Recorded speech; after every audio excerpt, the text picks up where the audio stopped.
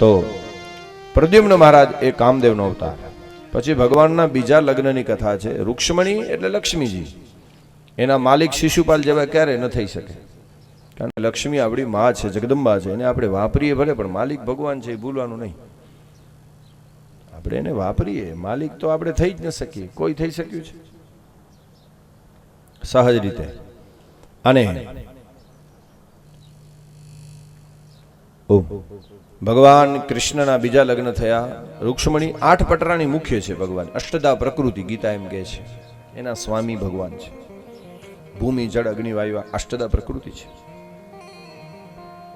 સત્રાજીત યાદવની પુત્રી સત્યભામા સાથે ભગવાનના બીજા લગ્ન થયા. સત્યભામા સાથે એમાં કથા છે સેંતક મણીની. દ્વારકામાં સત્રાજીત નામનો એક યાદવ રહેતો, સૂર્યનારાયણનો પરમ ભગત. ભગવાન સૂર્યનારાયણે પ્રસન્ન થઈને એક મણી આપ્યો હતો એને, સેંતક મણી. મણીનો એટલો પ્રભાવ હતો કે જે જગ્યાએ મણી હોય ને રોજનું 8 ભાર સોનું આપે મણી. 8 ભાર એટલે એક ભાર બરાબર 5 કિલો થાય. કેટલા તોલા સોનું થાય ગણિત બતાવી છે. વધારામાં જે જગ્યાએ મણી હોય ને એટલું સોનું તો આપે, પણ જ્યાં મણી હોય ને એ પ્રદેશમાં કોઈ રોગ પીડા પણ ઉત્પન્ન ન થાય. સત્રાજીત યાદવે બ્રાહ્મણોને બોલાવી સૂર્યનારાયણ એને મણી આપ્યો હતો. દ્વારકામાં રહેતો હતો. મણીની પ્રતિષ્ઠા કરાવી એના ઘરમાં. એક દિવસ કૃષ્ણે સત્રાજીત યાદવને કીધું કે ભલા માણસ, આ મણી તો રાજાના ખજાનામાં શોભે, તું રાખીને શું કરીશ? ભગવાન સૂર્યનારાયણે તને આપ્યો છે, વાત સારી છે, પણ એટલો મળે સોનું રોજ રાજાના ખજાનામાં દે તો રાજા પ્રજાની સેવા કરી શકે. ઉગ્રસેનને આપી દે. કૃષ્ણે ખાલી એને કીધું તું દઈ દે, અને એમાં સત્રાજીત યાદવે ના પાડી કે નહીં દઉં મણી. કૃષ્ણને ના પાડી દીધી. શું કામ દઉં? મારો મણી છે. ઠીક છે ભગવાન કે તો તારી ઈચ્છા. એમાં એક દિવસ સત્રાજીત યાદવનો ભાઈ પ્રસેન મણીને ગળામાં લોકેટની જેમ પહેરીને જંગલમાં મુરગિયા રમવા માટે જાય છે. સત્રાજીતને ખબર નહોતી એનો ભાઈ જંગલમાં મણી પહેરી ગયો હતો, ને એમાં એક સિંહે એને મારી નાખ્યો પ્રસેનને. અને સિંહે પ્રસેનને માર્યો ને એ દરમિયાન એક રીંછ આવ્યો. રીંછે સિંહને મારી નાખ્યો. રીંછ એટલો શક્તિશાળી હતો. પ્રસેનને સિંહે માર્યો, સિંહને રીંછે માર્યો, ને રીંછ ઓલો મણી લઈ હાલ્યો ગયો બાજુમાં એની ગુફા. એમાં બાળકને રમવા આપી દીધું. ઘણા દિવસ ત્યાં સત્રાજીત યાદવનો ભાઈ પ્રસેન પાછો ન આવ્યો, એટલે સત્રાજીતને શંકા પડી. મણીએ નથી ને પ્રસેને નથી, એટલે શંકા એ પડી કે કૃષ્ણે મારા ભાઈને મારીને મણી લઈ લીધો છે.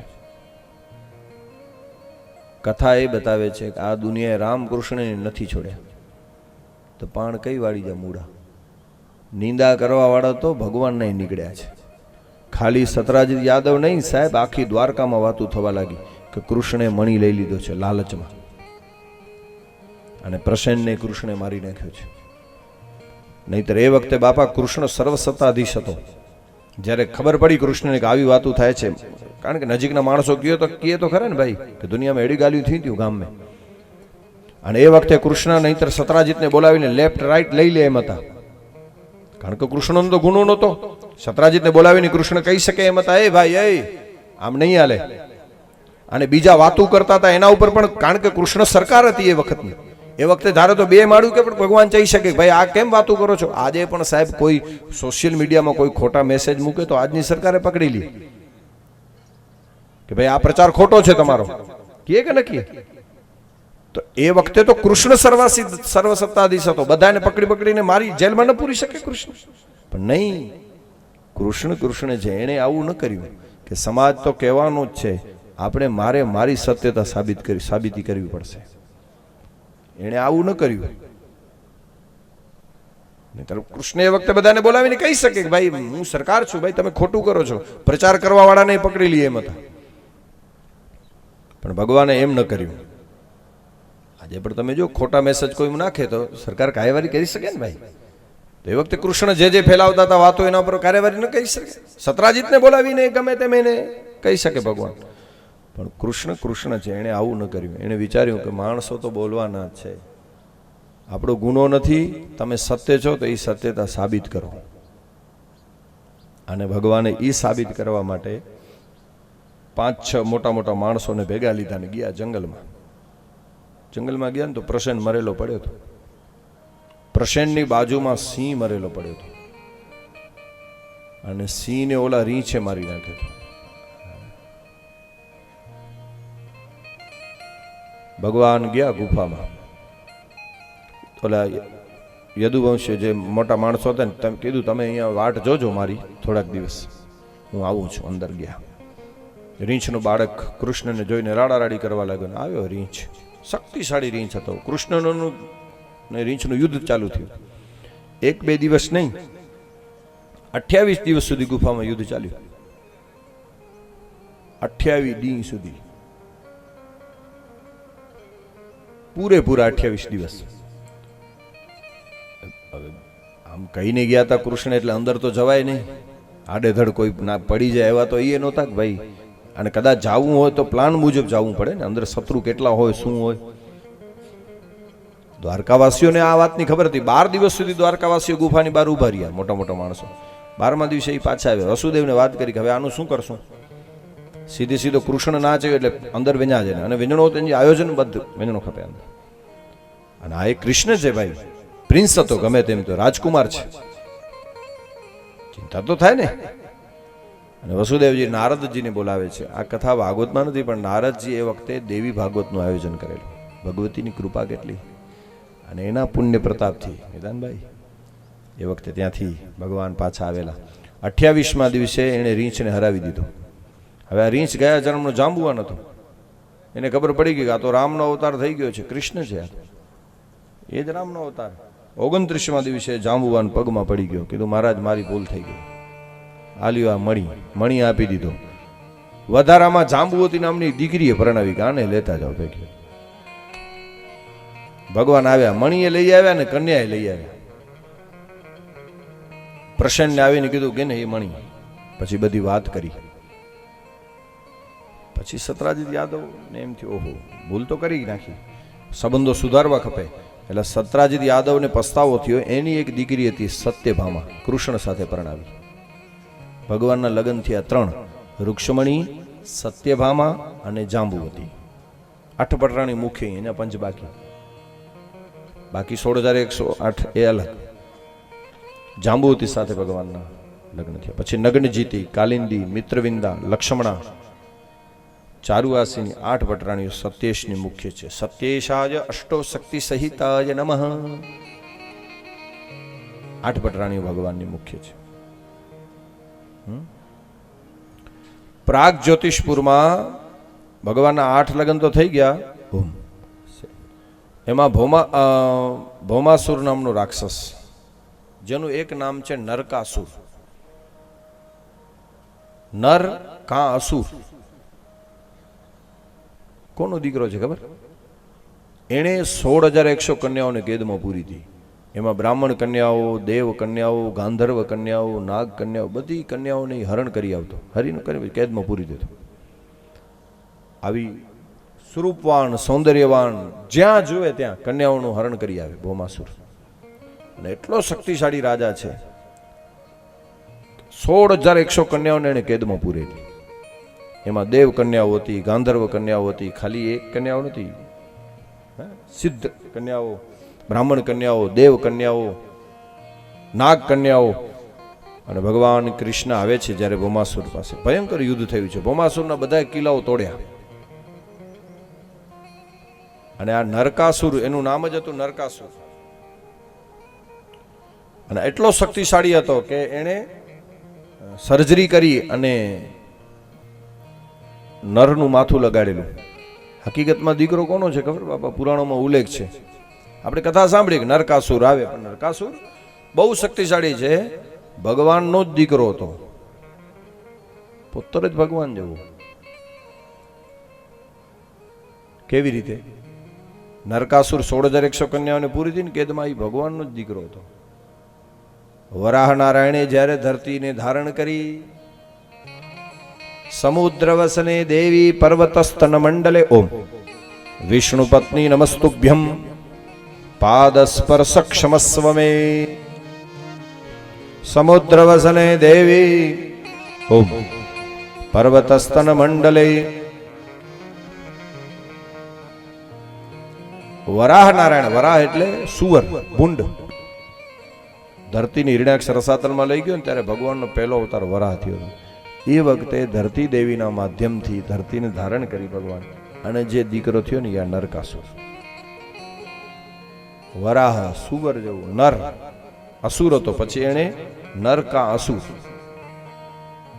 ભગવાનને ખબર હતી કે આને ધરતીની રજા વગર આને મારી નહીં શકાય, કારણ કે ધરતી માતાનું એક લક્ષ્મીજીના નારાયણની પત્ની છે. સમુદ્રવસ સવાર જે પોરમાં ઉઠ્યું એટલે પણ કરો શ્લોક બોલો.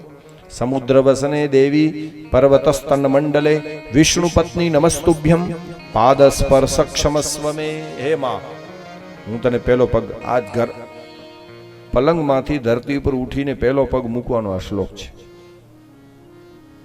સમુદ્રવસને દેવી પર્વતસ્તન મંડલે વિષ્ણુ પત્ની નમસ્તુભ્યમ પાદ સ્પર્શ ક્ષમસ્વ મે. પાદ સ્પર્શ ક્ષમસ્વ મે. ભગવાન જાય છે નરકાસુર સત્યભામાને સાથે લઈ જાય છે, કારણ કે એક ભૂમિનો અવતાર છે. કથા એવી છે. અને ભયંકર યુદ્ધ થયું.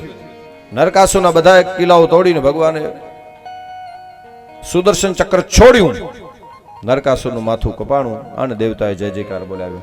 દ્વારિકાધીશ કી વિનાશાય ચ દુષ્કૃતામાં લીલા ભગવાનની ચાલે. 16,100 કન્યાઓને ભગવાને છોડાવી.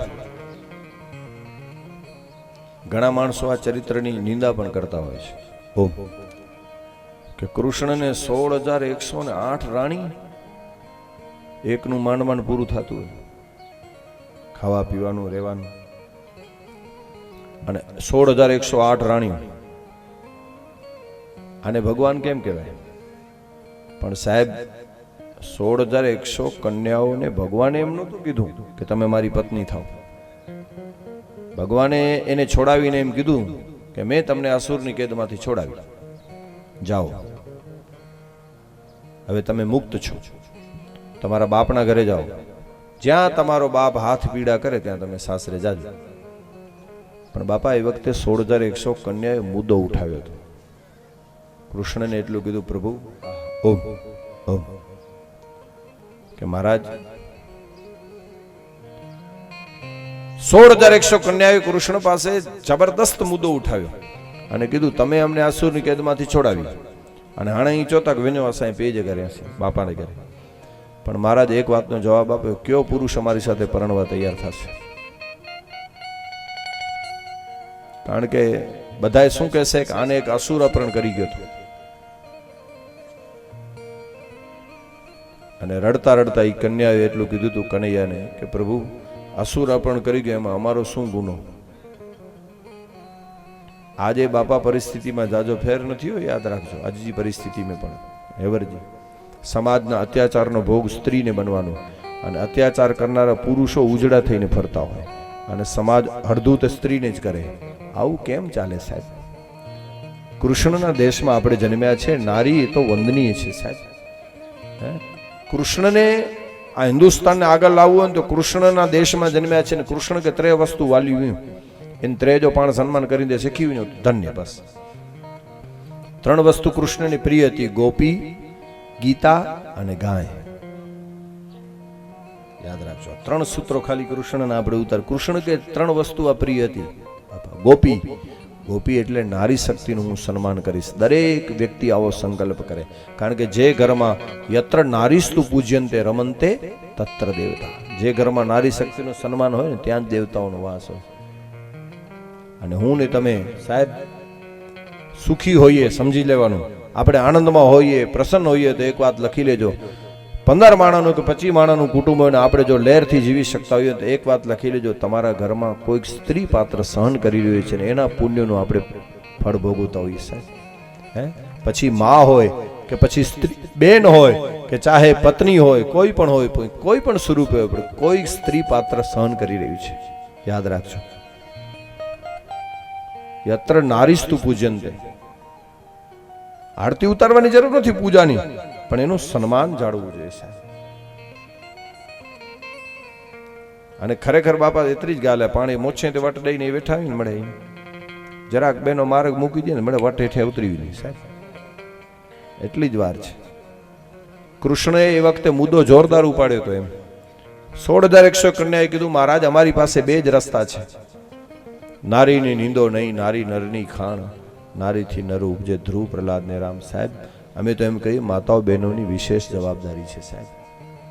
એક બે બહેનો કુવા કાંઠે કપડાં ધોવા માટે જતી હતી બાપા, એમાં એક બેને બીજી બેનને કીધું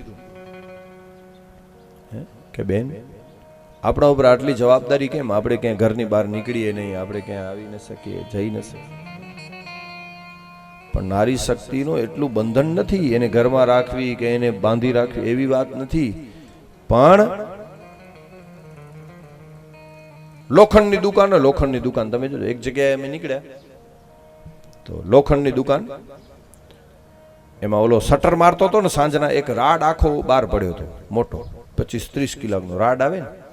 તો કીધું કે અહીં દુકાન બંધ કરતા હોય ને તમારું આ લોખંડનો રાડ આખો બહાર પડ્યો છે. તો કે મહારાજ હવે આને કોણ લે, એને કે કીરખણ તો કોણ ઉપાડશે ચોરી. તો લોખંડના રાડ હોય ને ગમે ત્યાં પડ્યા હોય, ગમે ત્યાં રખડ્યા કરે, એને કોઈ ઉપાડે નહીં. પણ તમારે એક સોનાની વીંટી જોતી હોય તો એના માટે સ્પેશિયલ બજારમાં જવું પડે, અને સ્પેશિયલ બજારમાં સોની બજારો એમાં જવું પડે, સોની બજારમાં સ્પેશિયલ દુકાનો એમાં જવું પડે, સ્પેશિયલ દુકાનમાં એક તિજોરી હોય એની બાજુમાં જવું પડે. સોની તિજોરીમાં પાછું એક નાનકડું ખાનું હોય, અને ખાનામાં પાછી એક ડબ્બી હોય, ડબ્બીમાં રેશમી કપડ હોય, અને એનામાં કેટલી આટલીક વીંટી હોય, પણ એના માટે કેટલી એને સંભાળવામાં આવે. તો માતાઓ બહેનો તા સોનજી વીંટી હોય એ તા પાણતા રાડ અહીં લોખંડ જા જેત તેત ભટકો બેઠવા જીથી પ્યા.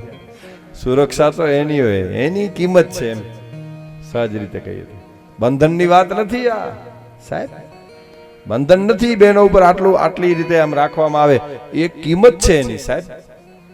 વીંટી કપતી હોય કેટલા વીંજણું ખપે, અને એ તા લોખંડ રાડ ગમે પ્યાવે ને પ્યાવે, કોઈ ને ખણે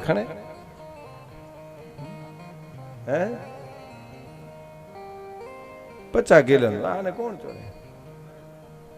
સિયારામ મય સબ જગ જાની કરું પ્રણામ.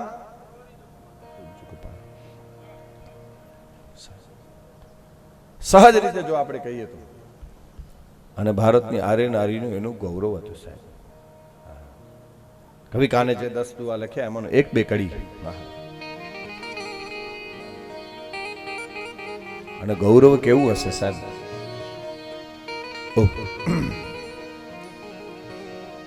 અણવલી આટકીને સાહની સામે તીજો,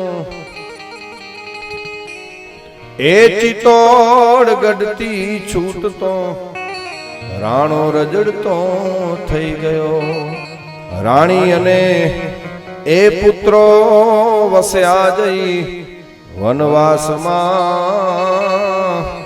હમ દેશની એ આર્ય રમણી અમર છે ઇતિહાસમાં. ચેતક ઘોડા માટે ઘાસ આવે ને, ઘાસ એમાં ઉપરના દાણા આવે, એ રાણો પ્રતાપ પત્નીને બાળકોને ખવડાવે, બાકીનું ચેતક ઘોડાને. આવી પરિસ્થિતિમાં જીવ્યો પણ ઝૂક્યો નહીં કોઈ રીતે. ભાઈ હિન્દુસ્તાનને નીચે નહીં પડવા દો. પણ ક્યારે ખબર, જેની માં વીરમતી હોય. વિધાનભાઈ, રાણા પ્રતાપ ના પિતાનું નામ હતું ઉદયસિંહ, રાણા પ્રતાપનું માનું નામ શું ખબર છે? વીરમતી. બેઓ નાવો જેતાંબા, એકલિંગજીના પરમ ભગત. અને બાપા એવું કહેવાય છે કે એક વખત ઉદયસિંહ એકલિંગજીના પૂજનમાં બેઠા હતા, બાજુમાં જેતાંબા બેઠા હતા, શિવલિંગની પૂજા. અને એમાં અકબર બાદશાહે કીધું તું 17 એકાને રવાના કર્યા હતા. કીધું કે જાઓ ઉદયસિંહને પકડી લાવો. કેટલા? 17 એકા. એકા એટલે 17 એકા. એકલા હાથે 100 જણા સામે લડી શકે ને ત્યારે એક સૂરો કહેવાય. એકલા હાથે 100 જણાને હરાવી દે અને 100 સામે લડે, એક સૂરો. અને એડા 100 સૂરા સામે એકલા હાથે લડે એક સામત કહેવાય. અને 100 સામત સામે એકલા હાથે લડે એ એક એકો કહેવાય. અને એવા 17 એકાને કીધું તું ઉદયસિંહને પકડી લાવો. અને પૂજા ચાલતી હતી ને 17 એકા ઘા કરે ની પેલા ઉદયસિંહનું ધ્યાન નહોતું ને જેતાંબા બાજુમાં બેઠા હતા. સાહેબ મ્યાનમાંથી તલવાર ખેંચી જેતાંબાએ, અને વીજળીની જેમ બહાર આવે છે, ભયંકર યુદ્ધ થયું ને ઘડીના છઠ્ઠા ભાગમાં 17 એકાના માથા જેતાબાઈ ઉડાડી દીધા હતા. આ ભારતની આરે નારી માથા ઉડાડી અને તલવાર જરી મ્યાન મેં રખેલા આવ્યા ને ત્યારે લાજ કાઢી, ઘૂમટો કાઢ્યો. એટલે બાદશાહે કીધું કે કોની લાજ કાઢો? ઓલા ઉદયસિંહે કીધું કોની લાજ કાઢો છો? અહીંયા તો કોઈ છે નહીં, જેઠ કે સસરા. અને એ વખતે જેતાંબા બાપા અહીં છે કે ઉદયસિંહને કે પતિદેવ તમે મારા સ્વામી છો, તમારી સામે મારાથી બોલાય નહીં, પણ લાજ કાઢવાનું કારણ એટલું, આમ તો તમે મારા માટે એકલિંગજી કરતા પણ જકી ક્યાં છે એનું પણ અહીં મૂકે મથે આવ્યો, મહાદેવ કરતા પણ જેતાંબા છે. પણ આમ આમ આમ જ્યારે મ્યાન રાખીને 17 એકાને ઉડાડ્યા પછી તલવાર મ્યાન મેં કહેતે ને ત્યારે જરાક લજ કાઢી જેતાંબા. એટલે ઉદયસિંહ આ લાજ છે ને કોની કાઢો? તો કે કરવાનું કારણ એટલું જ કે જે કામ તમારે કરવાનું હતું મારે કરવું પડે એટલે જરાક સંકોચ થયો એટલે લાજ કાઢી. એના દીકરા રાણા પ્રતાપ થાય. સાહેબ હે હે રાણા પ્રતાપ એમને આવે? ઉભા ઉભા પાણીપુરીઓમાં કઈ રાણા પ્રતાપ ના આવે સાહેબ? પાણીપુરી ને પીઝા ને બગરમાં હે રાણા પ્રતાપ તો કંઈક સાત્વિક ભોજનમાં આવે સાહેબ, સહજ રીતે કહીએ તો. હે અમ દેશની આરે રમણી અમર છે ઇતિહાસમાં. હે અણબલી આટકીને સાહની સામે તીજો એ ચિતોડ ગઢતી છૂટતો રાણો રજડતો થઈ ગયો. આગળ ધનકુખ જીજા બાઈની જેમાં શિવાજી જન્મ્યો હતો, એ તલવાર કેરી દાર પર હિન્દુ ધર્મ રાખ્યો હતો. પડકાર કરતી પુત્રને શિવા મરજે જમર મેદાનમાં. હમ દેશની આરે રમણી અમર છે ઇતિહાસમાં. એ બલગજો નિજ જોરડે જેણે ત્રિયા પર હાસ્ય કર્યું, એ પોઢેલ ચાપો પિંગલે જેણે મુખ પર વસ્ત્ર ધર્યું. તેદી જોગ માયા એ જીભ કરડી સીધાવી સ્વર્ગવાસમાં. હમ દેશની આરે રમણી અમર છે ઇતિહાસમાં. એ 6 મહિનાનો ચાપરાજ વાળો પતિ પત્ની મા બાપની મસ્કરી છાંટો ઉડાડીને હોળીના દિવસે મસ્કરી કરી, મારાથી જીવાય કે મારો બાળક મોઢા ઉપર ઉડી ગયો. દેવાંશી પુરુષો જોગ માયા જીભ કરડી સીધાવી સ્વર્ગવાસમાં. એનો દીકરો ચાપરાજ વાળો કેવો? શું કીધું? જનેતાને ઉદર નભથંભ જસો ચાપો તીજો, એ મસ્તક ધર્યું મહાદેવને પછી ટૂંડ લઈ રણમાં ઘસ્યો. લડતો ગયો ધડ લાઠીએ કાઠી ગયો કૈલાસમાં. અમ દેશની આરે રમણી અમર છે ઇતિહાસમાં. જેતપુર થી લાઠી સુધી 50 કિલોમીટર છે જેનું ધડ લડ્યું. ક્ષત્રિયોનો ધડ લડતા એટલે આ વિજ્ઞાન ન માને કે ધડ કેમ લડે, પણ સાહેબ એનો એનો એનો ઈષ્ટદેવ એટલો પવિત્ર રાખતા એ વખતે કે ઈ નહીં એનું ધડ લડતું એટલે એનો ઈષ્ટ લડતો એ વખતે. પણ સમય જાતા દુશ્મનો ઈષ્ટને અભડાવી દીધો. મદિરાના પાન કરાવી કરાવી ઈષ્ટ અભડાઈ ગયો અને પૂરું થઈ ગયું. જય સિયારામ. હે કારણ કે અંદરનું ઈષ્ટ અભડાઈ ગયું એટલે પૂરું. નસો તો માણસને સાહેબ આઈ proud every cell my body. મારું શરીર ચારણનું છે, બ્રાહ્મણનું છે, એનું ગૌરવ હોવું જોઈએ. એનાથી મોટો આ પૂજ્ય સોનલમાં એમ કહેતા બીજા નશાની જરૂર જ નથી. ચારણને ચારણત્વનો નશો હોવો જોઈએ. जाम पे जाम मत पिए जा, सुबह होते उतर जाएगी, नशा कर राम नाम का जिंदगी सवर जाएगी. आनाથી બીજું કોઈ જરૂર જ ન પડે. સહજ રીતે જો આપણે કહીએ તો એ ચાંપરાજ વાળો અને પછી એનાથી આગળ વિંધ્યો કુંવર નિજ વાણીએ હાથે છતાં મુકડું હસે, સગાડ સાનું એ નામ સુણતા રૂવાણા જુભા થશે. ચંગાવતીએ શીશ ખાંડ્યું હરખીને ઉલ્લાસમાં. અમદેશની આરે રમણી અમર છે ઇતિહાસમાં. 10 દુઆ છે આમ તો કવિકારના આરે નારીઓ માટે. પછી સુરભી તણી સેવા કરી. ઓમ સુરભી તણી સેવા કરી જેણે યોગનું સાધન ધર્યું. વેદાંત અને ઉપનિષદ માંથી જેણે ગીતાનું સર્જન કર્યું. ઈ દેવકીજીએ કૃષ્ણને ભલે જન્મ દે કાળા વાસમાં. અમ દેશનીએ આર્ય રમણી અમર જય ઇતિહાસમાં. રઘુકુલ ભૂષણ રામનું ગાદી તણું મૂરત હશે. એ પિતા વચન ને પાડવા તો વિકટ વનમાં જઈ વસે. ત્યાગી સુખો વૈભવ તણા. ઓ સીતા હતા સહવાસમાં. અમ દેશનીય. ક્યાં રાવણની લંકાનું દુઃખ ને ક્યાં જનકપુરીનું સુખ, બે છેડા કહેવાય. પલંગ પીઠ તજી ગોદ હિંડોરા. ધરતી ઉપર સીતાજીએ કેટલી વખત પગ મૂક્યા ને આંગળીને વેઢે ગણી શકે. હિંડોળા ઉપરથી પાટલા, એટલું સુખ. જનકની દીકરી રાજકુમારી સીતા અને રાવણની લંકાનું દુઃખ. દાદ લખે ભક્ત કવિ દાદ, કેવું દુઃખ. બેટ સમુદ્ર તણે બેઠી જાનકી જકડાઈને. એ પૃથ્વી ડાળી પોપચા સંભાળતી રઘુરાઈને. દશરથ તણા એ નંદન હવે ધરતી જ ખાવા દાય છે. દૈત્યો તણા એ દેશમાં મારા જુગ સમાધિન જાય છે. એક એક દિવસ જુગ જેવડો જાય. ચંદ્રમુખી સહિયરો હરે નિજ ગોમતી જાનકી જેના ઘરે. ચંદ્રમુખી બેનપણીઓની આજુબાજુમાં રહેતી અને એ જ જાનકીની એ ખડગ જાલી આજ ચોક્યું દઈ તીણો કરે. પલ પલ અમારા પ્રાણ ફફડે મન હરે મુંજાય છે. દૈત્યો તણા એ દેશમાં મારા જુગ સમાધિન જાય છે. અને લંકા કેવી છે? છે સ્ફટિક મણી, છે સ્ફટિક મણીના, છે સ્ફટિક મણીના મહેલ પણ વસનાર સૌ વિકરાળ છે.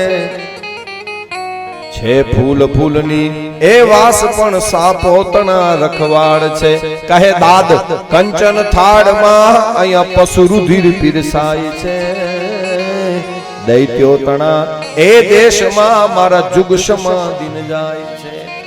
આય આય નારી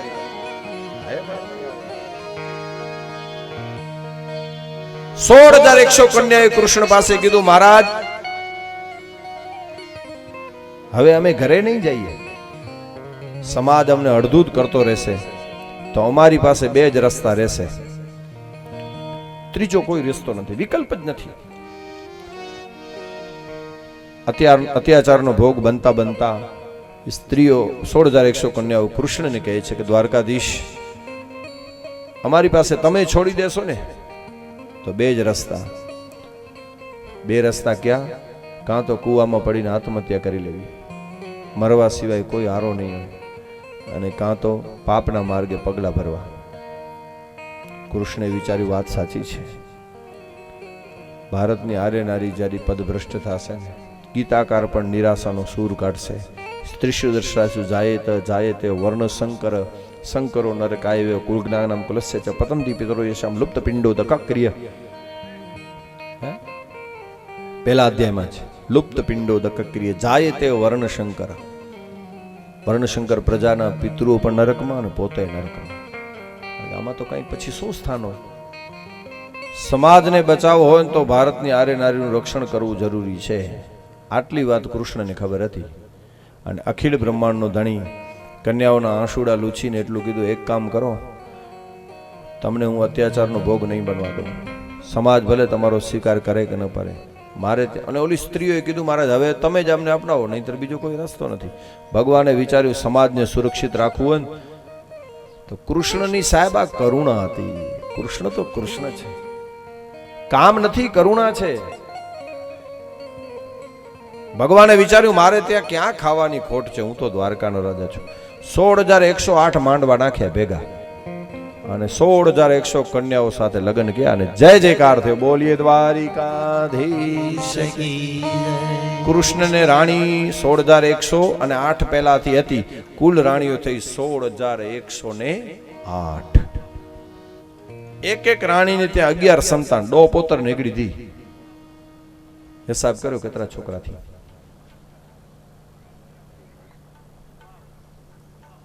10 પુત્ર ને 1 દી. 1,61,000 ઉપર સંતાનો થાય. શું વૈભવ હશે કૃષ્ણનું સાહેબ? હે, શું વૈભવ હશે? 1,11,000 સંતાનો. એને ખાલી ભણાવવા માટે 2,000 તો ગુરુ ખાલી દ્વારકા ભણાયેલા કરે. યુનિવર્સિટી ઊભી કરી છે સજી. 10,000 ગુરુ. આ છે વૈભવ દ્વારકાધીશનો સાહેબ. અને પછી પ્રદ્યુમ્ન, કૃષ્ણનો પોત્રો એટલે પ્રદ્યુમ્ન. પ્રદ્યુમ્નનો દીકરો અનિરુદ્ધ પોત્રો. પ્રદ્યુમ્ન મામાની દીકરી રૂક્ષ્મણી નો જે ભાઈ હતો ને રૂકમી, એની દીકરી સાથે રૂક્ષ્મણીના લગ્ન થયા હતા કૃષ્ણ સાથે, બરાબર. પછી રૂકમીની દીકરી હતી ફૂઈપો ભાતરી. આપણી ભાષા હજી પણ એક પરંપરા, જો આ કૃષ્ણની પરંપરા આ જ હતી હો ભાઈ. કોઈ એમ કે આવું નથી એવું નથી, આ પરંપરા ચાલે જ છે નિયમ અનુસાર, કારણ કે ગોત્ર અલગ થઈ જાય છે. કૃષ્ણની આવી ઘણી પરંપરા છે. ભગવાન કૃષ્ણના લગ્ન પોત્રી સાથે. એ સમયે કલિંગ આદિ રાજાઓ બેઠા હતા ને બલરામ ભાઈ, કારણ કે પાસા રમે છે ને એક દાવમાં બલરામ હાર્યા નહોતા, પણ બધાએ કીધું હારી ગયો. બીજામાં એવો કપટ કર્યો, ત્યારે બલરામને આવ્યો ક્રોધ અને રૂક્ષ્મણીના ભાઈ રૂકમીનું માથું કાપી નાખ્યું. હવે આ પ્રસંગે કૃષ્ણ કઈ બોલી શકે એમ જ નહોતા, કારણ કે અહીં છે ભલે સારો થયો મારી વિધે, તો રૂક્ષ્મણીની ઘરવાળી, કારણ કે એનો ભાઈ હતો સગો, સાડો થાય છે, એટલે એમ કહે કે સારું થયું તો ઓને માઠું લાગે, અને એમ થયું ખરાબ કર્યું તો બલરામ એમ કહે કેમ એ સારો માણસ હતો, આટલું ખોટું બોલતો ને આટલું કરે છે, એને મેં માર્યો. એ વખતે કૃષ્ણ કઈ બોલ્યા જ નહીં, પણ અંદરો અંદર કીધું કામ બે થઈ ગયા. દુરાચારીએ ગયો એટલે ઘણી વખત ન બોલવામાં નવું ગુણ, કારણ કે આ બાજુ પત્ની છે ને એક બાજુ ભાઈ છે. રૂકમીને મારી નાખ્યો એટલે રૂક્ષ્મણીનો ભાઈ હતો, એટલે ઘરવાળી જો ભા અને ભા જો ભા મારે બલરામ, એટલે કઈ કહેવા એ વખતે કૃષ્ણ કઈ બોલ્યા જ નહીં. રૂકમીનો વધ થયો ને જય જયકાર થયો દ્વારિકાધીશ કી જય. બલરામ નાથે પછી અનિરુદ્ધના બીજા લગ્ન થયા બાણાસુરની પુત્રી ઉષા સાથે, જેને બેનો ઓખાહરણની કથા કરે છે. ઓખાહરણ કથા એવી છે, બાણાસુર શંકરનો પરમ ભગત, 1000 હાથ હતા એની પાસે, એટલો શક્તિશાળી રાજા છે. એની એક દીકરી હતી ઉષા. ઉષાના 3 વખત લગ્ન થયા. પુરુષ એક જ ને લગ્ન 3 વખત, વિધિ 3 વાર, એકડે જ માડું સાથે. એક વખત રાતના ઉષાને સ્વપ્ન આવ્યું, સ્વપ્નમાં એને એક રાજકુમાર સાથે લગ્ન થયા. કારણ કે પિતૃમોક્ષાર્થે કથા છે એટલે હું કથાના દોરને સહજ રીતે લઉં છું, છેલ્લો દિવસ છે એટલા માટે. બાણાસુર ની પુત્રી ઉષા સવારમાં ઉઠી, એની એક બેનપણી હતી ચિત્રલેખા, મંત્રી કુંભારની દીકરી હતી. તો એને કીધું કે મને એવું રાતના સપનું આવ્યું છે કે એક પુરુષ સાથે લગ્ન થયા, અને આ સારામાં સારા ચિત્રો દોરતી હતી. એને ચિત્ર દોર્યા, એક એક રાજકુમારના ચિત્ર દોરે ને બતાવે કે આ હતો તો કે આ નથી, એટલે એને રિજેક્ટ કરે. બીજો ચિત્ર દોરે, આ હતો તો કે એ નહોતો. ત્રીજો ચિત્ર દોરે, આ હતો તો કે આ એ નહોતો. 1000 રાજકુમારોના ચિત્ર દોર્યા. છેલ્લે કૃષ્ણનું ચિત્ર આવ્યું ને એટલે ઉષાએ કીધું કે હવે ચહેરો મળતો આવે છે. કૃષ્ણનો દીકરો પ્રદ્યુમ્નનું ચિત્ર દોર્યું એટલે કીધું હવે તો બિલકુલ ફેસ મળતો આવે છે. અને અનિરુદ્ધનું ચિત્ર દોર્યું એટલે ઉષાએ કહી દીધું બસ આ જ કુમાર હતો, જે સાથે મુજા સોણે મેળ્યા થયા. અને આ ચિત્રલેખા એટલી શક્તિશાળી હતી, રાતોરાત પલંગ શીખે દ્વારકામાંથી અનુહરણ કરી આવે છે. પ્રદ્યુમ્ન અનિરુદ્ધ પલંગ શીખે, અને એ વખતે સુદર્શન ચક્ર ને બધાને ગોથામાં નાખી દીધા હતા. નીચે દ્વારકાની ચોકી સુદર્શન ચક્ર કરતો, અને સીધું રાખી દીધો ઉષાના અંતપુરમાં. અને માળિયામાં એકાંતમાં વિધિસર લગ્ન કરાવી દીધા બેયને. તો એકવાર સ્વપ્નમાં લગ્ન થયા, બીજી વાર એકાંતમાં. બાણાસુરની ખબર નહોતી. બાણાસુર બહુ શક્તિશાળી રાજા હતો. થોડાક દિવસ પછી સૈનિકોને ખબર પડી. કીધું મહારાજ, આ આપણી દીકરી ઉષાના અંતપુરમાં કોઈ પુરુષ છે. શું વાત કરો છો? બોલે. અને પછી ભાઈ અનિરુદ્ધને પકડ્યો ને એટલો માર્યો અનિરુદ્ધને. બાણાસુર તો શક્તિશાળી, ભગવાન શંકરનું વરદાન હતું કે એને કોઈ યુદ્ધ માટે હું આવીશ પણ તને કોઈ મારી નહીં શકે. અને બાણાસુર અનિરુદ્ધને મૂકી દીધો કેદમાં, બાંધી દીધો. આ બાજુ નારાયણ નારાયણ કરતા નારદજી આવે છે દ્વારકા. આવીને કીધું તમે અનિરુદ્ધને ગોતો છો પણ બાણાસુરે કેદમાં પૂર્યો છે. યાદવોની સેના લઈને ભગવાન કૃષ્ણ આવે છે. બાણાસુર અને કૃષ્ણનું ભયંકર યુદ્ધ થયું, પણ બાણાસુર કોઈ રીતે મરતો નથી. છેલ્લે ભગવાને સુદર્શન ચક્ર છોડ્યું ને અને શંકર ભગવાનનું ત્રિશૂળ આવ્યું. શિવ સાંભળિયાનું યુદ્ધ થયું ભાઈ. હે, કેવી ઘટના હશે! કારણ કે ઓને વરદાન આપ્યું હતું હવે હું તો પીછેટ કરું નહીં, પણ સુદર્શન ચક્ર પાસે ત્રિશૂળ આવ્યું ને મહાદેવ પ્રગટ થયા. કૃષ્ણને કીધું કે આને મારતા નહીં, કારણ કે મેં આને વરદાન આપ્યું છે. પછી બાણાસુરના 1000 હાથ હતા ને એ કાપી નાખ્યા, ખાલી 2 હાથ રાખ્યા. અને બાણાસુરે ભગવાનની શરણાગતિ સ્વીકારી લીધી. ખબર પડી કે એના પ્રભાવને જાણી ગયો. અને પછી વિધિવત પોતાની દીકરી એને અનિરુદ્ધ સાથે ધામધૂમથી પરણાવી. એટલે આ થયા 3જા લગ્ન. હેકાર સોણે મેં માળું અનિરુદ્ધ છે. હેકડો લગ્ન, બૈયારે ચિત્રલેખા કરાય બો, અને ત્રિયારે વિધિસર. હેકડો જ માળું ને 3 વખત ચોર્યું થયું અનિરુદ્ધના ઉષા સાથે. આનું ઓખારણની કથા કરે છે બેનો આખો. આને ઉષા ચરિત્ર ઓખારણ છે. અને બાણાસુરને ભગવાને નથી માર્યો એનું એક કારણ. બાણાસુર કોણ હતો ખબર? કોનો દીકરો હતો? ભગવાને એના બાપને વરદાન આપ્યું હતું. બાણાસુરના બાપને, હું તારા દીકરાને મારીશ નહીં. બાપને નહીં, એને દાડે કે ભગવાન વરદાન દેને, એને દાડે કે ન એને વડે દાડે કે ભગવાન વરદાન દેને. કે આજે પરિવાર में જેકી જેકી થીંદા ભલે અસુર તો આવવાની કે મારી દો. કોને વરદાન આપ્યું હતું? પ્રહલાદને. સાહેબ, અસુરની પેઢી પ્રખ્યાત થઈ ગયો ને ભાગવતમાં. રાક્ષસોની તો આ એક પેઢી પ્રખ્યાત થઈ છે.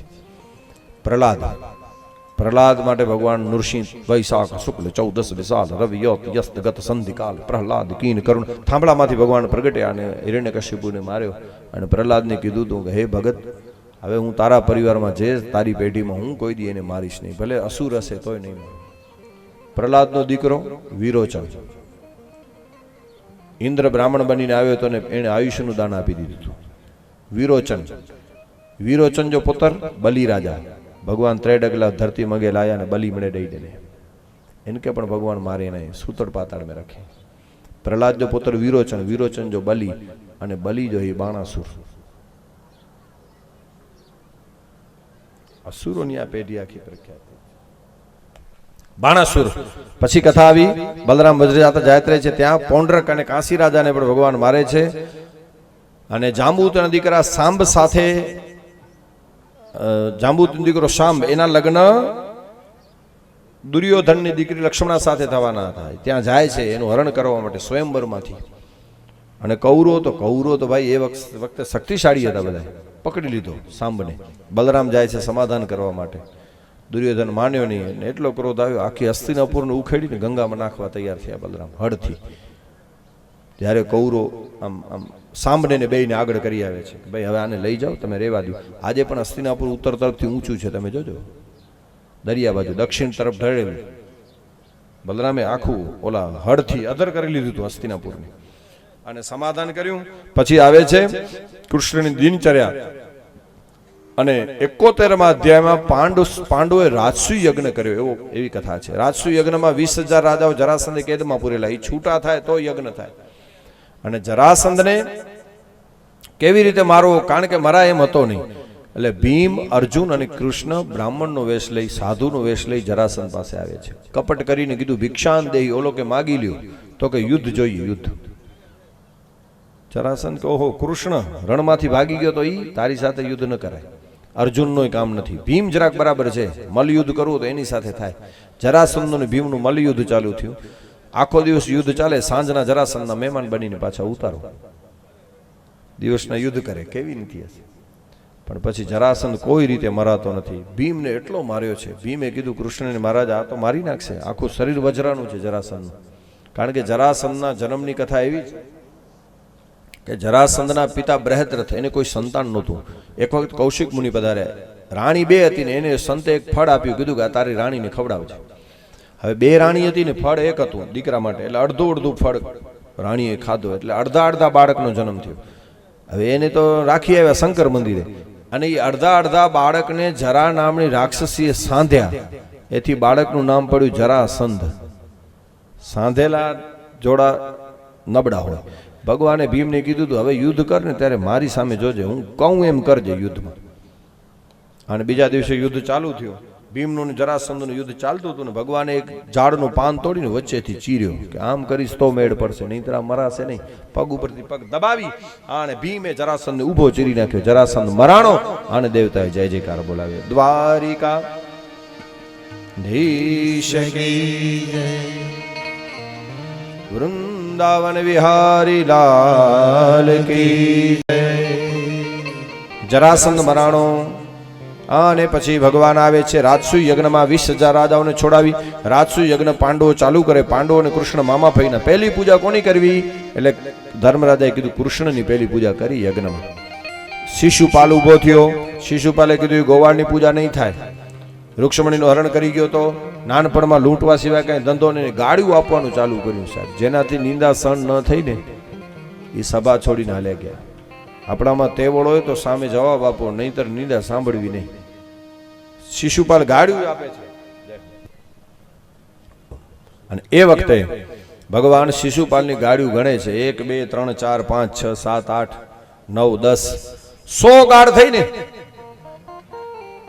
શિશુપાલની માતાને ભગવાને વરદાન આપ્યું હતું કે 100 અપરાધાના હું માફ કરીશ.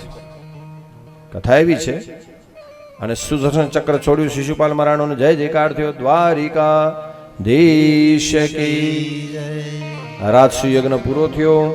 દંતવક્ત્ર અને વિદુરથને પણ ભગવાને માર્યો. રોમહર્ષણનો વધ સુતજી મહારાજે કર્યો, એનું પ્રાયશ્ચિત બતાવ્યું. પછી 80મા અધ્યાયથી ભાગવતના 10મા સ્કંદમાં 90 અધ્યાય છે. 80મા અધ્યાય અને 81 આ 2 અધ્યાયમાં સુદામાનું ચરિત્ર છે.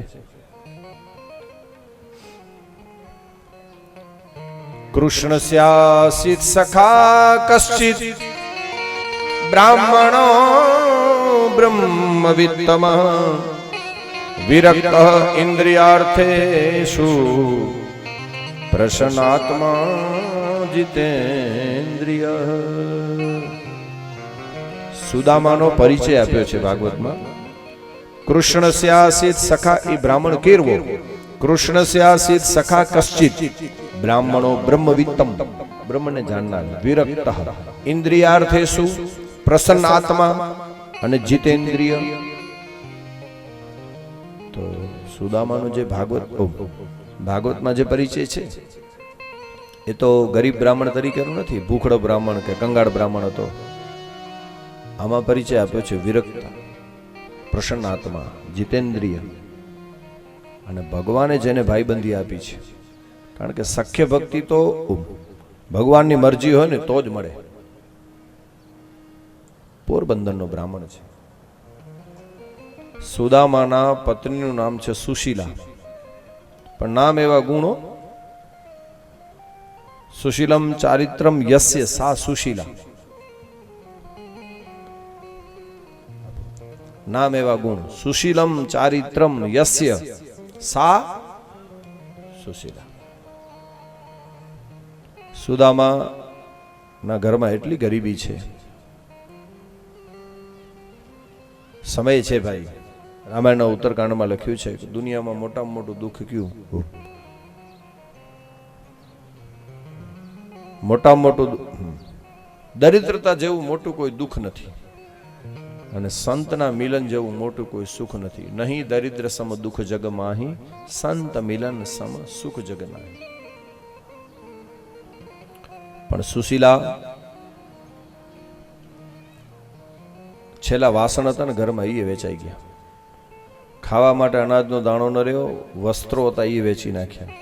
એક જ વસ્ત્ર પતિ પત્ની નાઈ અને શરીર ઉપર સુકાવી નાખે, બીજું કપડું નહીં બદલવા માટે. પણ સુદામા વિદ્વાન બ્રાહ્મણ છે, ધારે એટલા રૂપિયા કમાઈ શકે, પણ એણે નિયમ લીધો કોઈની પાસે માગવું નહીં. અજાચક વ્રત લીધું હતું. એમને મળી જાય ભિક્ષા તો ઠીક છે, હવે અજાચક વ્રત લેવું તો કોઈ ક્યારેક ભિક્ષા મળે પણ ક્યારેક ન મળે. અને ત્રિકાળ સંધ્યા કરે સુદામા, સવાર બપોર સાંજ, મધ્યાહન સંધ્યા કરે, સાયમ સંધ્યા, પ્રાતની સંધ્યા. કથા કરવા માટે પણ બહાર નહીં, પોતે ઘરમાં કથા કરે, એની પત્ની સાંભળે. પણ કોઈ દિવસ સુશીલાએ એમ કીધું નહીં તમે કમાવા જાઓ. ઘણી વખત છોકરાઓ હેરાન કરે કે માં અમને ભૂખ લાગી છે, એટલે સુશીલા શું કરે ખબર? આમાં લખ્યું છે, રાત પડે ને છોકરાઓ એમ કે માં કંઈક ખાવાનું આપ, એટલે એક ટોપમાં પાણી નાખે, છીબું ઢાંકી, અને છોકરાઓને એમ કે રસોઈ બને છે, અને અંદર લાકડા નાખ્યા કરે, ખાલી ખાલી લાકડા બાળ્યા કરે અને પાણી ઉકાળ્યા કરે. હા હા, પાણી ઉકાળ્યા કરે. અને છોકરાઓ પછી એમને એમ રાડું પાડે કે માં ભૂખ લાગી છે, ભૂખ લાગી છે, પણ પાણી ઉકાળે કરે, નીંદરમાં ભૂખમાં છોકરાઓ સૂઈ જાય.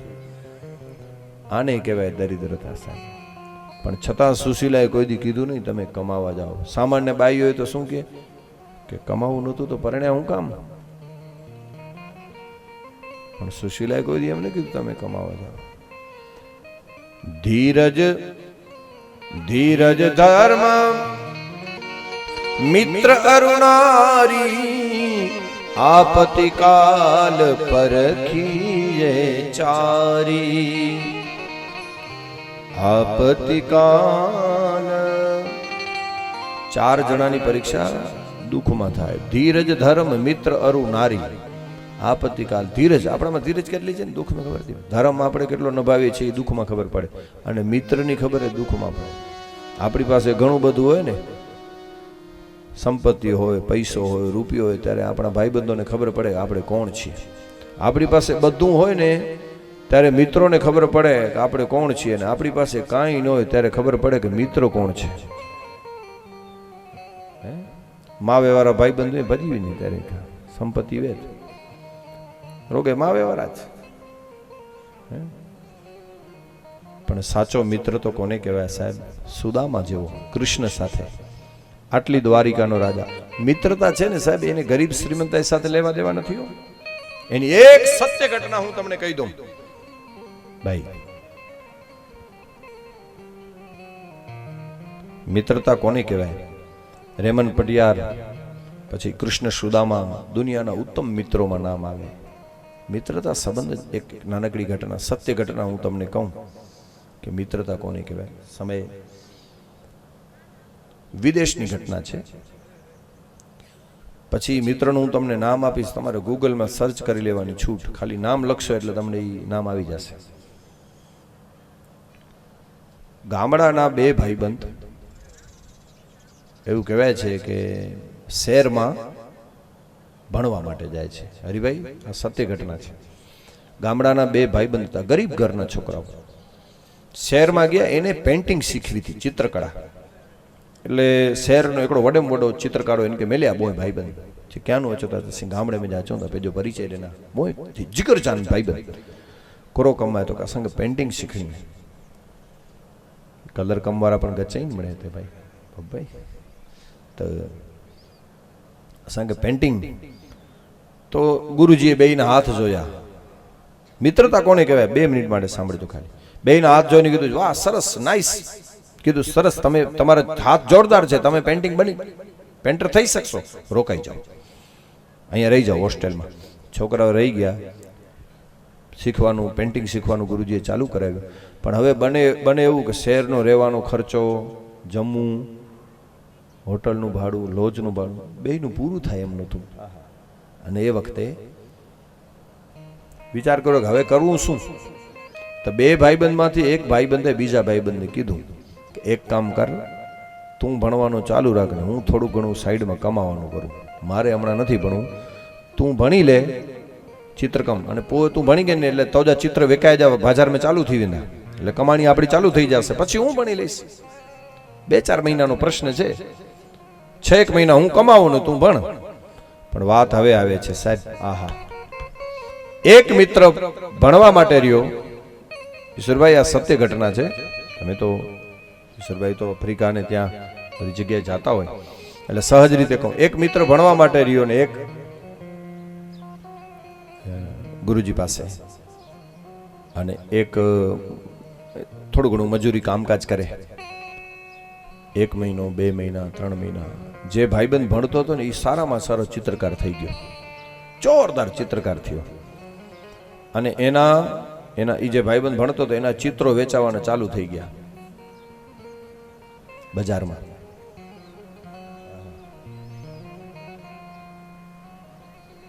બજારમાં ચિત્રો વેચાવાના ચાલુ થયા અને પછી 3 મહિના પછી બાપા 2-3 મહિના નીકળી ગયા એટલે ઓલો જે ગુરુજીને ત્યાં ચિત્રકામ શીખીને ભાઈબંધ બહાર નીકળ્યો હતો ને, અને એક ભાઈબંધ એનો મજૂરી માટે રોકાઈ ગયો, કારણ કે 2 ગામડાના ગરીબ ભાઈબંધ હતા અને એ 2 ભણી શકે એવી પોઝિશન નહોતી. એટલે એક જણાને કીધું હું કામ કરું છું, તું એમાં ઓલો તું ચિત્રકામ શીખી લે, તું ભણી લઈશ, પછી હું. એ 3 મહિના પછી ઓલો ચિત્રકાર જોરદાર ચિત્રકાર થઈ ગયો એનો ભાઈબંધ. એના પેન્ટિંગ વેચાવાની ચાલુ થઈ બજારમાં, આવક ચાલુ થઈ. એટલે એણે એના ભાઈબંધને કીધું હવે એક કામ કર, તું આ કામ બંધ કરી દે, હાલ ગુરુજી પાસે, હવે તું શીખી લે ને હું કમાઉં છું. ગરીબી કોને કહેવાય, દરિદ્રતા. અને એ ભાઈબંધને લઈને આવે છે ગુરુજી પાસે. આવીને કીધું ગુરુજી, એ ગુરુજી, તો હા હવે અમારા ભાઈબંધને ચિત્રકામ શીખવાડો. પણ સાહેબ એ વખતે ગુરુજીએ મિત્રના હાથ જોયા અને કીધું હવે આ તારો ભાઈબંધ પેન્ટર નહીં બની શકે, પૂરું. અને આને માથા પર વીજળી પડે ને, બીજો ભાઈબંધ હતો ને એને, ગુરુજી તમે હું શીખી ગયો તો આને વાંધો શું મારા ભાઈબંધને? ગુરુજીએ કીધું આના હાથ એટલા બરછટ થઈ ગયા છે, ઘાસો છો ને પણ કચ્છી મેં ઘાસો પડ્યો એને હાથમાં. પેન્ટરને પકડવા માટે જે પીસી જોઈ ને એ હાથ હવે આના રિયા નથી. અને બાપા એ દિવસે એના ભાઈબંધને તેની એને કે ખબર પડી, એને મિત્ર કે જે ચિત્રકાર બની ગયો, કે મારી ગેરહાજરીમાં મારા માટે થઈને આ મારો ભાઈબંધ ખાણમાં પથ્થર તોડવાનું કામ કરતો છે. એ દિવસે એને ખબર પડી કે કામ તો કરતો હતો પણ શું કામ કરતો તો એને ખબર નહોતી. ખાણમાં પથ્થર તોડવાનું કામ કરતો, એનો ભાઈબંધ મિત્રને ભણાવતો. અને એ દિવસે એ ભાઈબંધ એટલો રોયો સાહેબ. આ હું સત્ય ઘટના કહું છું, ગૂગલમાં સર્ચ કરી લેવું, હું તમને નામ આપીશ ચિત્રકારનું. અને પછી ગુરુજીને કીધું ગુરુજી કોઈ પણ રીતે આને ભણાવો. ગુરુજીએ કીધું કે શક્ય નથી, હાથમાં એટલા બરછટાટ થઈ ગયા છે, ખરબચડા હાથ, હવે આ પેન્ટર નહીં બની શકે. આખી જિંદગી ગઈ આની. એ દિવસે 2 જણા આવ્યા રૂમ ઉપર, પણ મિત્ર એટલું રડ્યો, એટલું કીધું ભાઈબંધે આ તે શું કર્યું યાર, તું આવું કામ પથ્થરમાં, તો ક્યાંય કામ ન મળ્યું ને એટલે એ કામ લેવું પડ્યું મારે, ખાણમાં પથ્થર તોડવાનું. અરે પણ તે તારી જિંદગી બરબાદ કરી નાખી. તારો ભાઈબંધ કરો છે ખબર, ભલે ના હું ન ભણે પણ તું તો ભણે ને યાર. આને કહેવાય મિત્રતા. પછી બાપા યુરોપમાં એક એક્ઝિબિશન યોજાણું, ઇન્ટરનેશનલ એક્ઝિબિશન ચિત્રકારોનું. એમાં બધાએ પોતપોતાની પેન્ટિંગ મૂકવાની હતી. મોટા મોટા ચિત્રકારો આવ્યા હતા, બનેલી ઘટના, સત્ય ઘટના જો. તો બધાએ પોતપોતાના ચિત્ર મૂકવાનું સ્પર્ધામાં. કોઈક સિંહનું ચિત્ર દોરે, કોઈ કુદરતી દ્રશ્ય દોરે, કોઈ ચાંદ્રનું, કોઈ આકાશનું, કોઈ ધરતીનું, કોઈ પહાડોનું, કોઈ સિંહનું, વનસ્પતિનું, બધાએ પોતપોતાની પેન્ટિંગ રાખતા સ્પર્ધામાં. એમાં આજે ભાઈબંધ ચિત્રકામ શીખી ગયો હતો ને, એણે આમાં ભાગ લીધો. સમગ્ર યુરોપ લેવલે સ્પર્ધા હતી સાહેબ. અને ગામડાનો આ ચિત્રકારે એને પોતાનું ચિત્ર એમાં મૂક્યું. પણ એણે ચિત્ર કયું પસંદ કર્યું ખબર? ઇતિહાસ એમ કહે છે સાહેબ, એણે પોતાના ભાઈબંધના ખરબચડા હાથ હતા ને, પ્રાર્થના કરતા મિત્રના 2 હાથનું ચિત્ર એણે દોર્યું. ઘસાયેલા હાથ, રિયલ હાથ એણે દોર્યા.